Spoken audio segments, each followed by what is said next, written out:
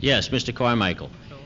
Near the end of your speech, you delineated your anti-Israeli position. Why'd you wait till the end of your speech? How come it didn't come in the beginning? Was there any conscious or subconscious effort to put it at the end or the beginning, or Yes. what was the tactic there? No, the effort to put it at the end was that people would have a clear understanding of why it must be denounced. And so all the theories for its denunciation came in the beginning. Number one, it's an unjust state. Number two, it's a base of imperialism. Number three, it's a racist state. Number four, it's an immoral, an illegal, and unjust state. Number five, it's trying to attack Africa, which is my home. How can I be for someone attacking my house? Not only that. Thank you.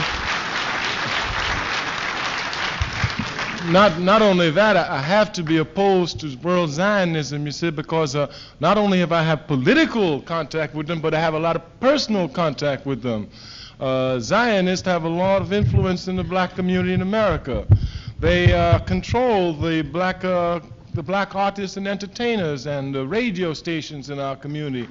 And because of their control of it, they have the gall.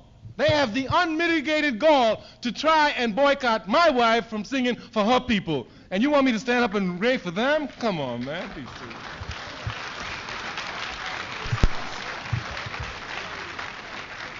The power of Zionist agents notwithstanding, the power and might of the Zionist agents which control the government of the United States, which controls the media of the United States, notwithstanding, I will denounce Israel as long as there's breath in my body, because it's an unjust, illegal, and immoral state. I stand on that.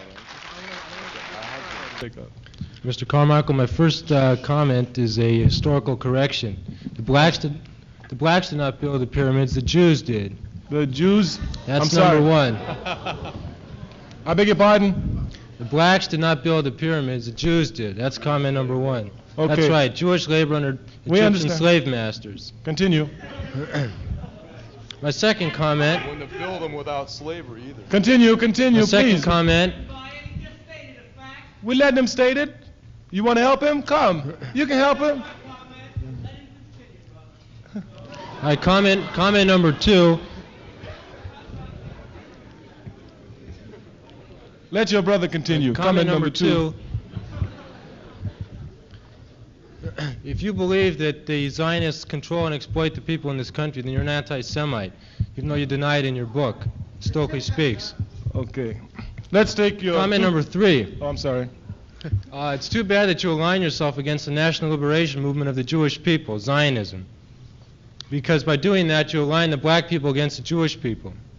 They each have national liberation movements, and to align them against each other just is calling for future conflict between them. Okay, let's go to number one. You say the Jews built the pyramids. That's right. Does Africa belong to the Jews or to the Africans? I'm sorry? Does Africa belong to the Jews or to the Africans? To Africa. Thank you. Next question. They built the pyramids, though. Hey. Don't grab it. There's no need to discuss that. Africa is my house. Yeah, it's just So whatever is built in my house is mine, isn't it? Fine, but it was built by Jews, talking about But the look here, pyramids. even if the Jews built it, who gave them the plans since they were slave laborers? Gave them the plans? Yeah, who gave them Nobody the gave them any plans? plans. Somebody told them to do it with whips. Right, somebody told them how to do it with. The So Egyptians, the people I wasn't you talking want to about the support slave against the labor. Israelis. I was talking about the mighty planning of the pyramids. Did the Africans do that? Well, then the owner of the factory made the shirts, not the workers, right? Yeah, understood that. Understood. No, hold on. Continue. Okay, You should come to the microphone. You're very... But you're impolite. Oh, come on. Yet you're being impolite. That's a Zionist tactic. Come to the microphone. Let's discuss it. Come. No, I carry it. My second comment was referring to your statements all about right. Zionists exploiting people in this country. Correct. I said the In your book, Zionists... Stokely Speaks, you say that the Zionism must be eradicated wherever it's found in the Middle East or in the ghettos of the United States. Correct. That's typical Hitlerian propaganda. Typical what kind? Hitlerian, Hitler, Adolf Hitler, a German, hey, I ain't a afraid Nazi. of that. Yeah, I understand. Look here. That's German propaganda. I understand. Let me tell you a tactic of Zionism. What they do is that every time you say something, they bring out Hitler. You understand? And they make you feel scared about Hitler. Okay, if Hitler killed as many Jews as he did, then what the Jews should do is take Germany. Why you go to Palestine? The Arabs ain't did nothing to you. Number one, go to Because Germany. Germany, Hey, Germany, because I'm coming. Germany is not our homeland, Israel is. I'm coming. Egypt is mine. It's Africa. Is that correct? That's right. Why does Israel want to attack Israel Africa? does not want Egypt. Israel doesn't want Egypt. No, it does not. What does it want? Israel wants Israel. Where is Israel Israel? wants- What year was Israel recreated? How did you get it? How? Who gave it to you? Lord Balfour in London in 1916? Was it his? The modern state of Israel was created by the United Nations. Aha. You want to get in on this? He's side? right. He is absolutely correct. He is absolutely correct. And that shows you what an illegal, immoral, and unjust state is. Today, it won't even listen to the rules of the United Nations, which tells it to withdraw from the 1967 borders. That's very interesting, Mr. Carmichael. On one Come hand, on, let's work with it. Let's United work- Nations Truth is a on bunch my of side. bullshit, and you know it. Hey. on one hand, you say Please, that wait, hold it. No, please. For respect of me, I don't curse publicly. I didn't go through that period. I left it where it belongs. I said it, he didn't. The Oh. same roots Yes. and the same rights that Right. blacks have to Africa are the same rights that Jews have to Israel. Oh, Because they've been living in exile does not mean we've relinquished the right. Well, then We you got- still cherish it in our hearts. I understand that. I understand. So don't go off calling us aggressors, because we have a right to that land just as Right. blacks have a right to I Africa. understand. I'm saying that Africa belongs to us. You say it belongs to you too. So No, I don't. Two spaces. I say Africa is yours, but Israel is ours. No. There's a difference. No. Yes, there is. Israel belongs to the Palestinians. For someone who believes in humanity, you certainly haven't shown it to me here. I do believe in humanity. Only black humanity. I believe, but that's humanity. What Hey. about Jewish?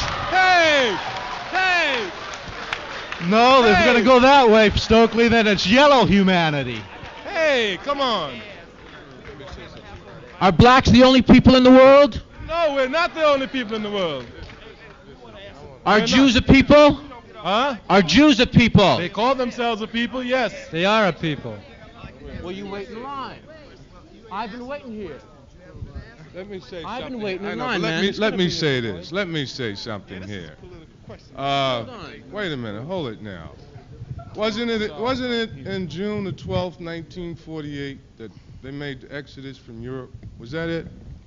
That's when And, the United Nations gave it to yeah. them. But Israel was signed to them in 1917 by Lord Balfour of the British government. Okay. The Arabs had the land, and he signed a piece of paper and gave it to them. Okay. Uh-huh. Now, what is the definition of Jewish? Well, I said Zionist. That's them. Because the reason why I'm trying to figure out now, Israel is in the Middle East, right? Or Jerusalem? That's what they created it, yeah. Uh-huh. Okay. And the people that exodus there, they came from Europe. I hear you.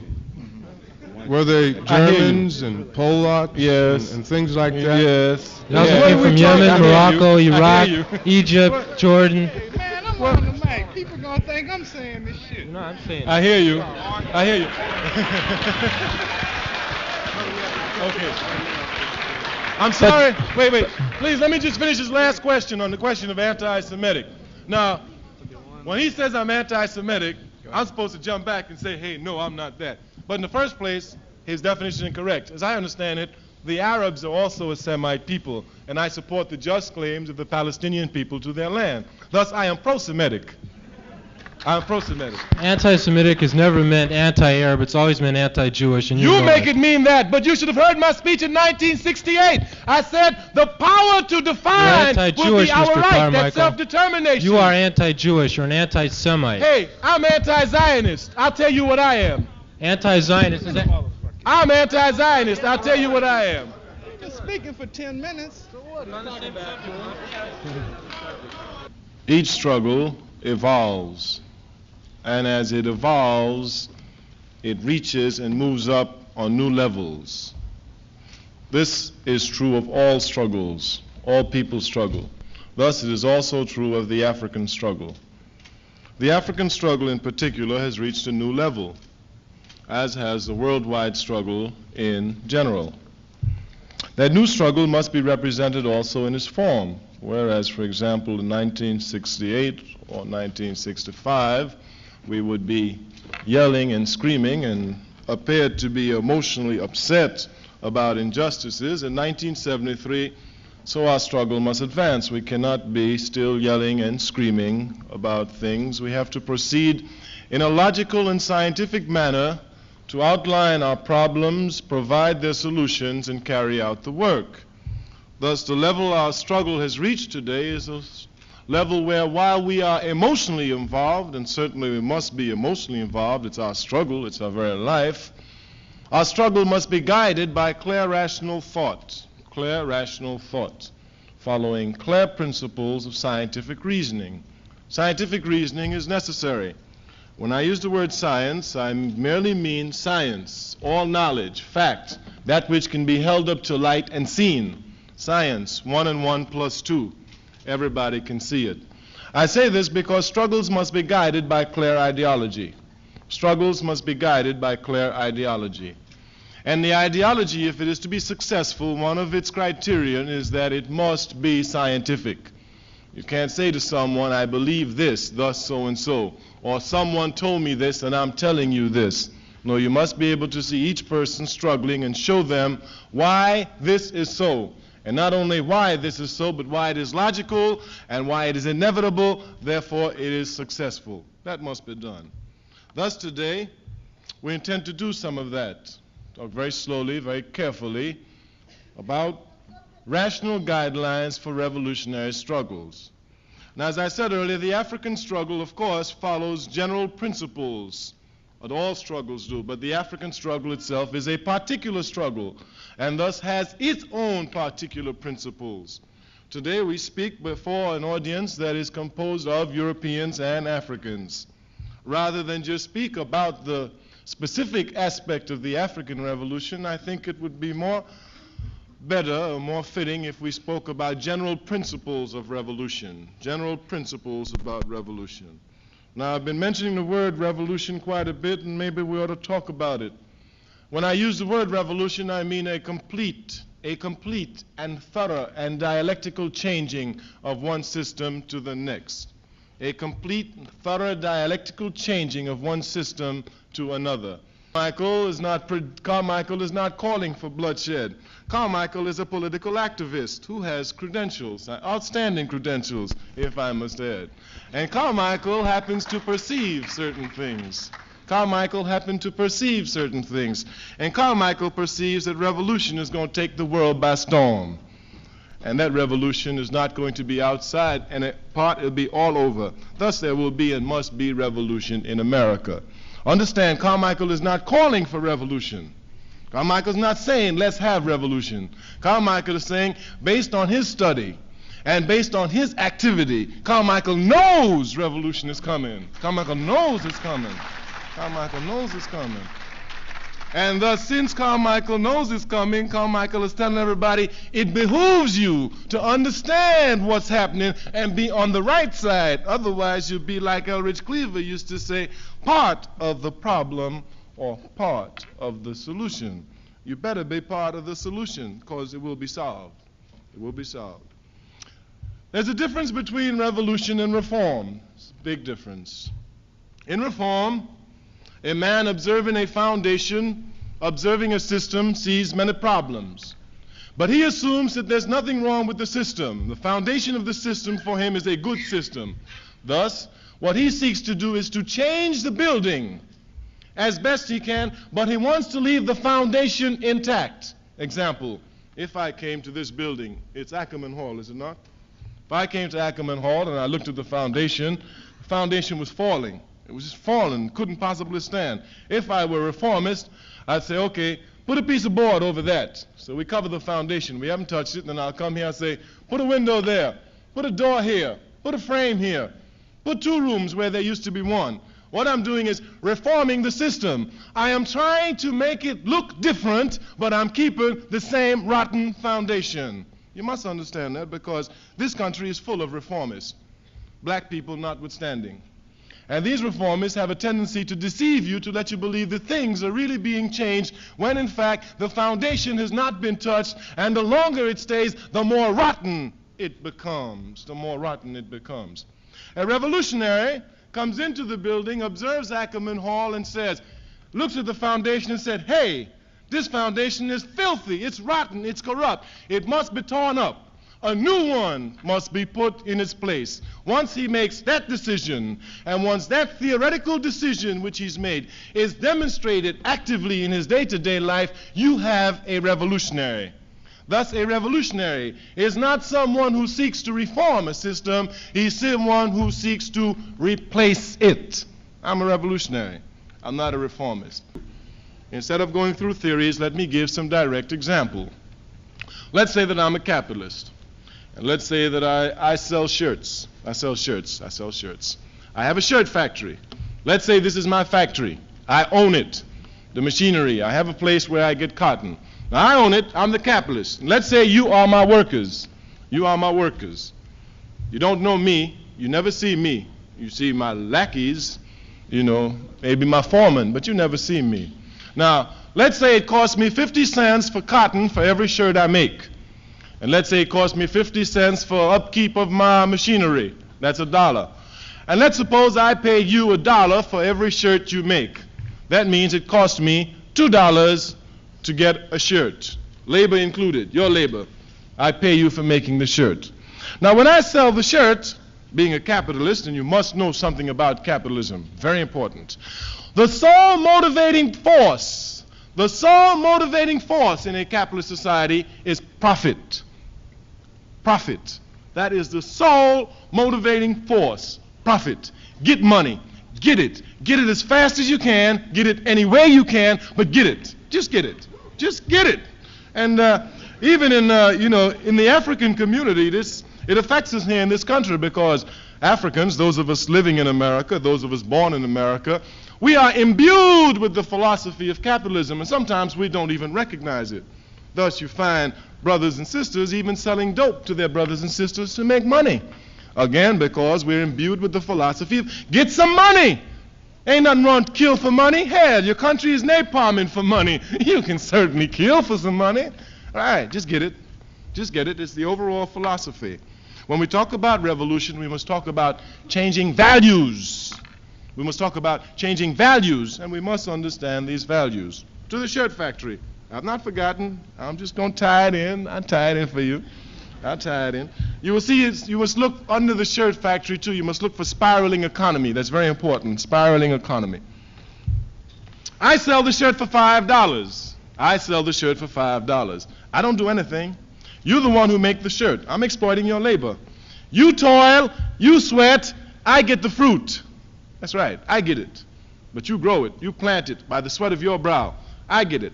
I sell the shirt for $5. I am exploiting your labor. I really am exploiting your labor. I mean, even when you want a shirt, hey, you got to come to my store and buy the shirt for $5. Yeah, I really am exploiting you. Now, you're workers, you're in a factory, so you begin to get social consciousness. Yes, you do. Marx talks about this. Because you're working together, you see the socialized process, the laboring process, and you're able to see clearly how you're being exploited. So you get together, and you start talking about, we want more money. You tell my foreman we want more money. So the foreman comes to see me. He says, the workers say they want more money. Later for them. Keep them working, man. So he comes back, no raise. So y'all work, but y'all get a little bit more agitated, you know, because it's scientific. The pressure rises, and as the pressure rises, the consciousness must rise. It's scientific. It can't be stopped. That's why revolution can't be stopped. Then you say, hey, look here, we're going to strike. So the foreman comes back and said, hey, they say they're going to strike. I say, oh, let them strike, man. And sure enough, y'all strike. Yeah, y'all strike on me. Now, when you strike, of course, my machinery stops. I ain't making no money. So after a while, I called my foreman. I said, what do they want? He says, well, they said they want $1.50 more a shirt. They want 50 cents more a shirt. So I said, okay, let them have it. So I'll bring you back. You happy? I pay you $1.50 more. Right, so it now costs me $2.50 to make a shirt. It cost me $2.50 to make a shirt. Before, it cost me $2. I was selling it for $5. But hey, look here. I can't go out there and keep selling it for $5. Hey, how am I going to do that? I'm going to lose profit. And look here, since the sole motivating force in a capitalist system is profit, ain't no need for me to come and sell it for $5.50. Hey, no. Next time you see that shirt on the market, it's going to cost you $7.50. Right, right.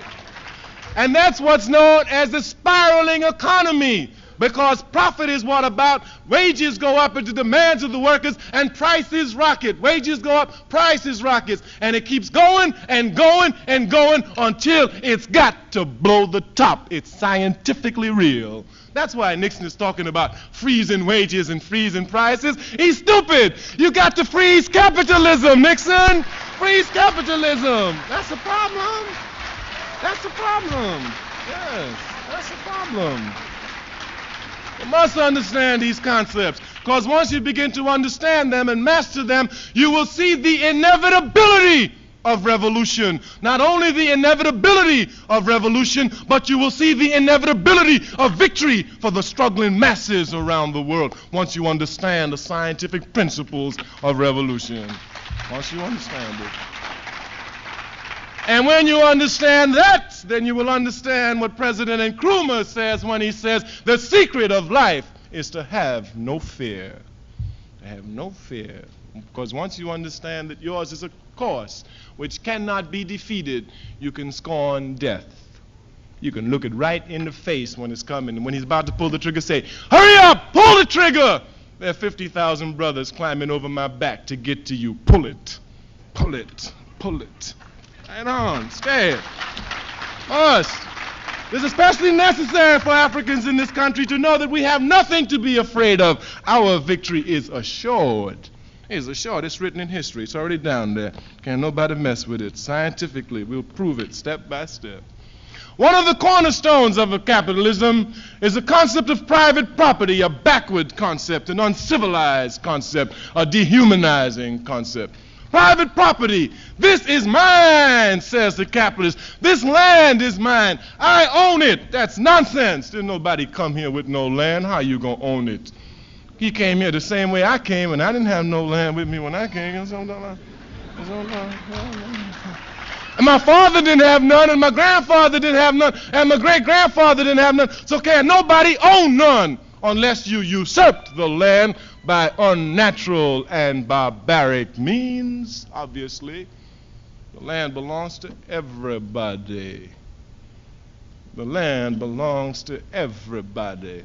Under this concept of private property, it reaches its epitome in this nonsensical concept of individualism at the expense of the group. That's what they talk about in America, individual rights, individualism, and nonsense. Can't be no individuals at the expense of the group. Again, of particular warning to Africans in America is this concept that comes down to us, comes into us, and we don't even recognize it. The other day I was talking to a brother on 14th Street in Washington, D.C. I said, brother, why'd you come out here and help your people?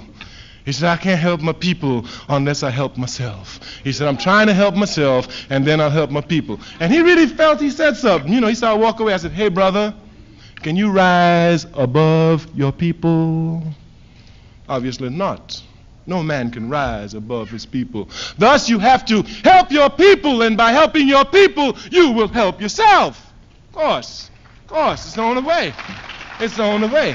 Scientifically, it's impossible. If a man rises above his people, it's because he's stepping on his people. It's the only possible way. Only possible way. The man comes from the people. The people doesn't come from the man. Thus, hey, the people, you got to serve the people first. You got to work for the people. That's the only way you will advance your cause, not by yourself. You can become a doctor, a lawyer, or whatever. It's the people who make history. No man makes history. The people make history. So it's the people that we must work for. These values are important because in a capitalist system, individualism, I, me, this is mine. These are the values which we must now fight. Where we have power, in our communities, African communities, to institute a new sense of values in our people, to give them new principles, uncompromising principles by which we can be bound in order to make our struggle more fruitful and more victorious.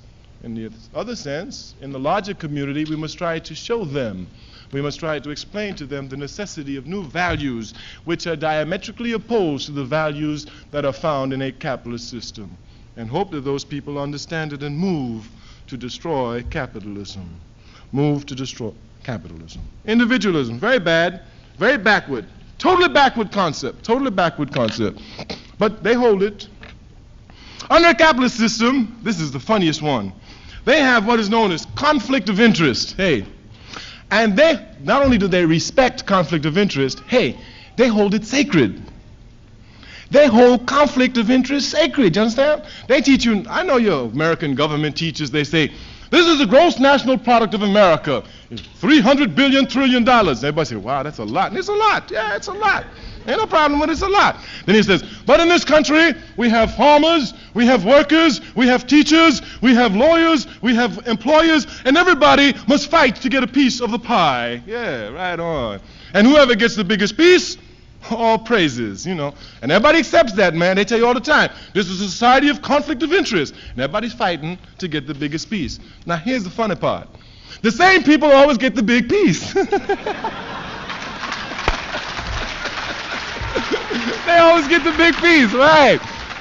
Hey, but listen to something funnier. You want to hear something funnier? The people who get the little piece, they keep believing someday they're going to get the big piece. And that's why they believe in the system. Because they believe, well, I didn't get it this time, but next time. No, it can't be done. It can't be done. It can't be done. The people with the little piece always going to have the little piece. As a matter of fact, they keep getting smaller and smaller. Like, they keep getting bigger and bigger. And you see it in our communities too, brothers on the block. I'm going to get me a hog. And I'm going to have me a hog. Right on, right. Right. Only one way to get it, of course, in the capitalist system, exploit your people. He'll do that. He'll do that to get the hog. That's the system, you understand? And they say this is all right. They say conflict of interest is good. The farmers should fight and get as much as they can. The workers should, the teachers should, the employers should, everybody should.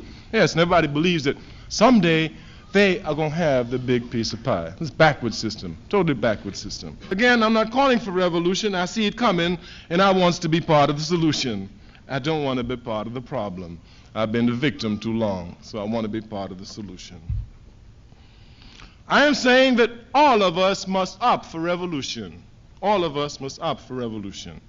Now, revolution is very scientific. There's nothing emotional about it. There's nothing emotional about it. President Sekou Touré, a wise and courageous African revolutionary, says that in revolution there is no sentimentality. There is none. Whether I like something or do not like something, it is scientifically determined for me, thus I must do it. So I have no sentiments involved in my work. I just have to do what I have to do, and I will do it the best way I can. Best way I can. Now, revolution, we said, follows scientific laws. If you come and you look at the foundation and you see the foundation is rotten, and you say that you want to replace this foundation, you want a new system, you're asking for revolution. Because what you're saying is that you want another system where there is a system. And we know scientifically that no two things can occupy the same place at the same time. I mean, that's logic. So if you say that you're against capitalism and you want another system put in the place of capitalism, then all you're saying is that you want revolution, because capitalism and this other thing cannot occupy America at the same time. Only one will occupy it. Only one will be dominant. Thus, if you say you want revolution, you understand you're talking about scientific principles. Two systems cannot occupy the same space at the same time. I'm opposed to capitalism. I seek an economic system which must follow the principles of scientific socialism. This system must come, will come, all over the world, America notwithstanding. It must come and will come. To really understand capitalism and socialism, we must have some discussion on these two systems, just some discussion. Now, it's impossible, it is totally impossible for me to explain to you capitalism and socialism in the little time that we have. It is not possible. I am not even attempting to do it. What I'm attempting to do is to give some definitions and some characteristics of these systems. Now, I know as students in an American university, you understand nothing of capitalism and socialism. I know that because I'm a product of those schools. Yes, you get nothing about it.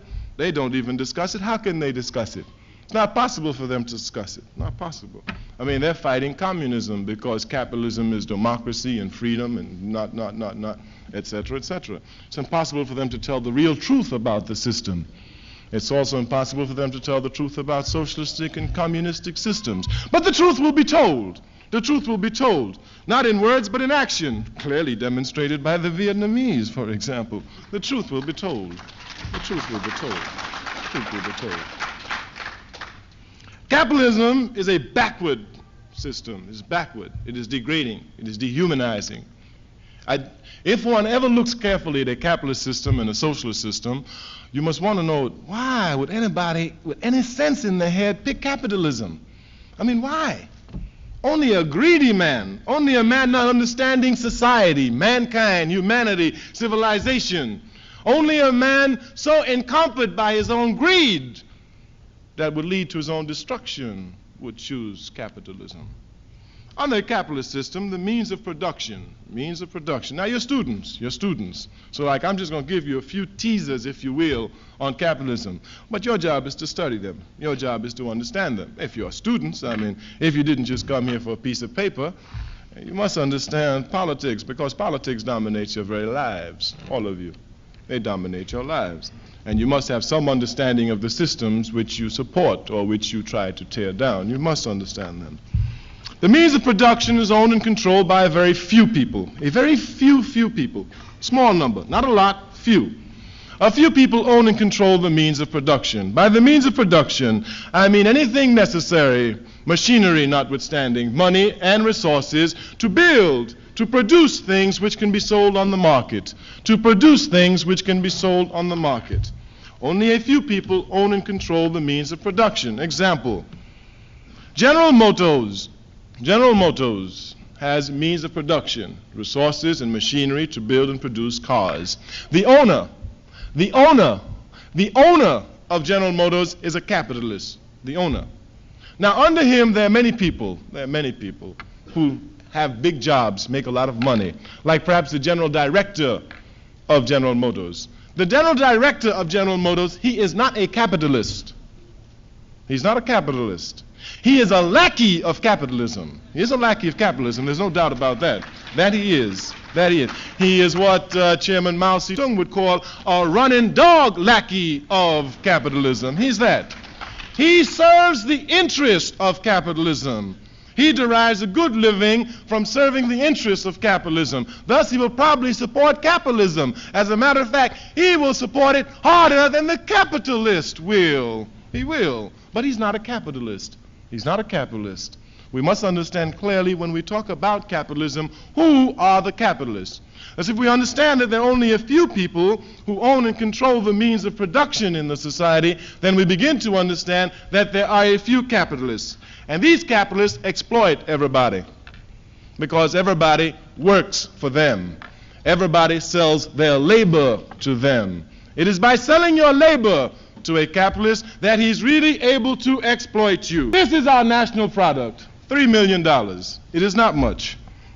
We have farmers, we have workers, we have teachers, we have students, we have this, we have that. It is far better if all of us get together and say we have one interest, building the nation and serving the people, and build our national products. And as they get bigger, we will divide the piece evenly among ourselves. It's refreshingly different. Refreshingly different. Not only is it refreshingly different, it makes a lot more sense because everybody is trying to build something rather than everybody trying to tear it apart. Because if you're fighting for the biggest piece, the thing can't grow. But if everybody's working together to make it bigger, it can grow, it can evolve, and thus civilization can really be appreciated by mankind. Let me give you an example why I say it backwards and doesn't help you to grow. America, now this is a funny country. In this country I can make two statements that are truisms. They're truisms. Now listen to them. First truism. America is the most powerful, technologically developed scientific country in the world. Truism. Absolutely correct. Second statement. America, based on first statement, America made better cars in 1945 than she does in 1973. Correct. Absolutely correct. Absolutely correct. Absolutely. It's a backward capitalist system. In 1973, you should be making better cars for the people, safer cars for the people than you did in 1945. Yes, of course, it's backward. It's a backward society. And if you understand how politically backward America is, you recognize why she got to fall. You ain't even got to worry about it. Big brother, it's going to fall. It's going to fall. It's got to fall. It's politically backward. It creates contradictions. There are built-in contradictions inside the system because the system is based on greed, where people fight each other, kill each other for a piece of the pie. And any system like that must fail because everybody's trying to get money and not concerned with man. Got to fail. And look here, the contradictions rise so much that they put it on television, and you can even dig it and smile and laugh. They have a commercial on TV. This one's real funny, man. In revolution, there must be some destruction because two things can't occupy the same space at the same time. Scientific fact. But now, a revolutionary has a responsibility. He has a responsibility. He can't just talk about destruction. You understand? He can't just talk about that. He must talk about creation. He must talk about creating because he wants to put another system where the old one is. And he must be preoccupied with creating the new system. He must be preoccupied with creating the new system. Come to understand, we must come to know that being imbued with capitalism, we see money always as the object which we must have to make life good. And so when we change over during our political organization, we will be indoctrinating ourselves with values found in our traditional African society under communalism, which will serve as a guidelines to keep us under a new system. And under that system, man becomes more important than money. It must. My brother's on the street all the time saying, got to get some money. No, brother. If I have $1 million in my pocket, if I have $2 in my pocket, I'm going to be the same old, same old. Money don't make me, and it sure can't break me. Man, that's what it's all about. People, that's what it's all about, not money. Thus, we must seek political organization first before we talk about economic problems. That is not to say that the major problem is not economic. The major problem is economic. The major problem is the question of exploitation. But the solution of how to get to the problem, we encrumist in this country, we who organized for the All-African People's Revolutionary Party, we're Africans. We're not black Americans. We're not Afro-Americans. We're Africans living in America. We happen to be in America because American imperialism needed cotton. I was born in Trinidad. I was born in the West Indies because British imperialism needed sugar. It's the only reason. Without that, I would not be born there. Not be born there. Once we understand that Africa is our home, we understand that the building of Africa, the creating of strong revolutionary power bases in Africa will be that which will act as our sure protectors wherever we are scattered across this world. We must understand that. We must understand that the building of Africa must mean its total and complete liberation, its unification, and an all-African government which follows scientific socialism down the line. Down the line. We must understand that. Many of our brothers and sisters don't like to talk about Africa because Africa doesn't have big cars. Ain't no hogs in Africa. No hogs. Ain't no Coca-Cola in some places in Africa. You can't even get Coca-Cola. Ain't no television in some places, you know. And sure ain't no fine shirts, no. Africa doesn't have all that. And because they have been imbued with capitalist philosophy, equating always wealth with material goods, when they look at Africa, they think Africa is poor. They really do. Africa is the richest continent in the world.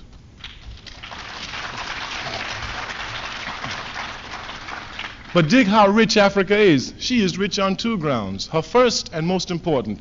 Africa is the richest continent in the world in terms of a humanist ideals and traditions. No continent in the world can surpass Africa for that. None. None. Its organization of its civilization, its evolution to complete and total civilization, its man as the center of the stage. No continent can surpass Africa for her richness in humanism. None. And that's the richest continent in the world. And some people don't want to identify with that. They'd rather have cars than have that. They'd rather have Coca-Cola than have that. They sell their culture for tinsel. They sell their culture for tinsel. Not only is Africa rich in terms of her humanistic ideals, she is, in fact, materially speaking, the richest continent in the world. Right on. Gold, diamonds, zinc, bauxite, iron, ore, copper, anything, even peanuts. That's how rich Africa is. Everything. Everything. Everything can be found on our continent. Everything, everything, everything. But it's a question for us particularly on how we understand and perceive Africa. How we understand and perceive Africa. American, you understand your history. And Afro-Americans' history begins when the first slave ship came here, 1619. That's when the Afro-American history begins. The African, he understands that his history began millions and millions and millions and millions and millions of years ago. And that the African in America just happens to be an African in contact with European culture in a different land. That is all, but he's still African. Still African. And understanding of this becomes important, because once we understand that, the destruction of America will not be a problem for us. We'll work for it, as a matter of fact. We'll work for it. We'll work for it once we understand it. If we are part African and part American, we might try to save both of them, and it's not possible. It's not possible. If you are American, I can tell you scientific fact, you're part of the problem. If you're African, you're part of the solution, a big part of it. A great big part of it. We must understand that, because they try to trick you. Like I was listening to the radio the other day in D.C., and this cat was on the radio. He said, the Leaning Tower of Pisa is falling. I said, wow. He said, the Eiffel Tower is falling. I said, wow. He said, the Capitol is turning and it's sinking. And he goes and explains all these problems these ancient buildings are having. And then he went off the radio. And I knocked on the radio and said, hey, come back. You didn't tell me about the pyramids. Are they falling? Hey. Know yourself, you know your history, you know what you have done, you'll understand what you can and must do. That's why we must see ourselves as Africans. Can't break out, can't cut your culture, you can't cut your roots. If you take a seed of corn and you plant it in Africa, you get corn. If you take a seed of corn, you plant it in Kansas, you get corn. Cuba, corn. Russia, corn. Hey, if you take an African seed and plant it in America, you got African. African. You got African. So understand that. Now we want to go a little bit to specifics. We're organizing. There are many things. One thing we should have covered was change. Let me say very quickly that change comes through dialectical processes. Change comes through dialectical processes, through conflict. All things have internal things that make them change. I change while I speak to you. 10 billions of my cells change. You change while you listen to me. This podium, it changes while I'm speaking to you. If we leave it here, it would decompose. It would decompose because there's constant activity, contradiction and conflict within it that makes it decompose. Thus, if we can say anything about life, we can say that everything changes. Everything changes. Everything. Thus, in understanding revolution, we must understand how things change so that we can understand how to work to help that change work for us. We must understand how things change. We say they change through dialectics, through internal conflict. There's always conflict. This conflict is scientific. If applied to social organizations, we should say that we can put, if you will, well, they have it even in science. I think they have negative and positive neutrons, do they not? Yes, they have them in science, negative and positive. So we can apply these negative and positive characteristics to social organization. In the black community, for example, there are many negative characteristics. There are many positive characteristics. Because we are a colony, thus subjected to colonialism and neocolonialism in some places, some cases, it is clear that the negative characteristics are operating. They are the dominant factor. If one really seeks revolution, one must begin to collect the positive factors and bring a war against the negative. Now, you must understand something in positive and negative. You can never get rid of the negative, and you can never get rid of the positive. Each thing must have its internal conflict. It must have it. If it doesn't have it, it's dead, it's stagnant, it can't move. Thus, what we must seek to do is to bring the positives to bear so that we can control the negative. We can control the negative and keep it under control. We can never get rid of it. Thus, our organization must be so strong in its positive characteristics that we're always able to suppress the negative characteristics in us. And a society can be built on such. Let me give you a quick example. Like, for example, human beings have lust. Yes, they have lust. Lust is a negative characteristic. But if the society is structured, it can structure so that it can pull lust out, the way this society is structured. I mean, on TV, they don't sell anything without sex. I mean, everything they sell, every advertisement, got to have some sex in it. Even if it's a razor blade, man, there's got to be a girl cocking up her legs or, you know, anything like that. But there always has to be sex. No matter what they're selling, there's some girl, and you're supposed to be eliciting sex. So the society is so structured that it elicitates sex. That's why there's so much rape in the society. That's why there's so much rape in the society. In Africa, women walk around without any clothes covering their breast, and there are no rapes. There are no cases of rapes. It's a question of how the society is structured. It's a question of whether or not man is seen as the central value or money is seen and man is the object. If man is the object, obviously, he's an object of lust. He needs to be manipulated, interpreted, and manipulated for money. But if he's understood as man, the central being, capitalism is backward because it seems to forget that the ultimate determining factor in life is not money, but rather procreation itself. That is the ultimate determining factor in life. It's procreation. If the white left movement has been demobilized because it is a force to be dealt with, but like you can't stop it, it must pop up again. The white left will pop up again. It has to pop up again. Its contradictions are too much.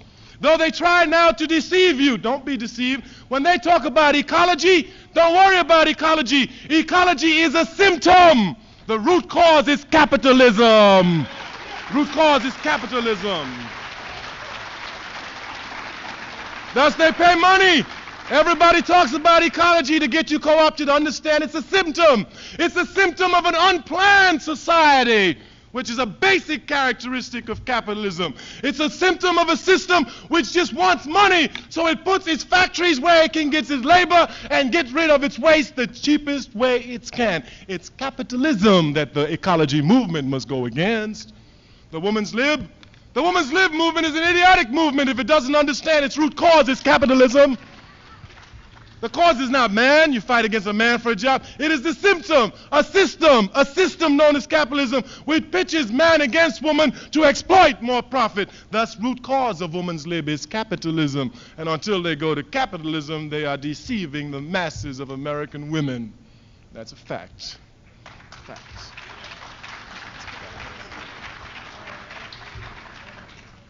For us on the All-African Revolutionary Party, we're slowly organizing and surfacing with our party. We've been clear, always, have been. We understand revolution. We understand that the black masses of this country are in fact the vanguard of any revolutionary struggle. That's a scientific fact. It's not because I'm black. We are at the bottom of the ladder, politically, economically, and socially. Thus it is we who must build the pressure forces up to create the movement that will shake this country. We are the vanguard of this movement. We are the vanguard. And we must understand our role as the vanguard of this movement. Check out our history and you will see it is the civil rights movement that put all white left groups into the spin. Check out your history and you will see that it was black people in this country under SNCC that first took a resistant stand against the war in Vietnam, and the white left ran, only to come back 5 years later. We are the vanguard of this movement. And thus we must articulate our positions clear. We must articulate them loudly and with conviction. And we must have uncompromising principles. uncompromising principles, like the Vietnamese. They have uncompromising principles. Say, you want my land, America? You may have my land, but not while I'm alive. Not while I'm alive. Uncompromising. We have supported the Vietnamese people down the line, their heroic struggle. Ours has never been a peace movement. We have always been for victory for the just forces of Vietnam against American imperialism. And the heroic children of Ho Chi Minh has just delivered a stunning defeat against American imperialism. Against American imperialism. The defeat, the heroic defeat of American imperialism at the hands of the Vietnamese must serve as an inspiration to us to understand class scientific fact. It is not technology that decides a war. It is the will of the people that decides a war. The will of the people that decides a war. Once we come to understand it is the will of the people who decides the war, once we tape and watch and project the stunning victory of our comrades in Vietnam, we will see that if little Vietnam, tiny Vietnam, small Vietnam, with its small population, can defeat American imperialism by all logic, by all scientific logic, Mother Africa and her mighty children will trample America into an oblivion of whiteness. It's the will of the people. It is the will of the people. It is the will of the people. We must understand it is the will of the people. We must understand there is nothing for us to fear, nothing. A just victory will succeed, must succeed. It has been proven. The Palestinians will have a just victory. They will dismantle the unjust, illegal, and immoral state of Israel. They will do it. They will do it. They will do it. They will do it. We as Africans have no alternative but to fight against Israel. We have no alternative. Israel is trying to get into Egypt. Egypt is ours. It's in Africa. It's Africa. We have no alternative but to support it because it is a just struggle. It is a just struggle, and we are a just people. We must support it. If all we can do is support it with our words, we will support it, like we supported Vietnam, like we continue to support all struggling peoples. If it is only with our voice, if it is only with voting power, as we did in the last election, we will say we are against fascism and vote against Nixon. We voted against him when he was a punk running against Humphrey, against Kennedy. The black community has always been anti-fascist, even in electoral politics. It is a black vote that put Kennedy into this office as opposed to Nixon. That's how long we've been opposed to Nixon. So we know him. We know him, and we are not afraid of him because we understand science. President Sekou Touré, once again, a brilliant black man, says that when you want steel and you want to shape it and mold it into perfection, he says you must take heat and pressure, a lot of heat and a lot of pressure. The more heat and the more pressure, the better you can mold it. What then, says he, do you think about people? Nixon, put the pressure on us and we will mold for you the most perfect revolution the world has ever seen. Thank you. Thank you.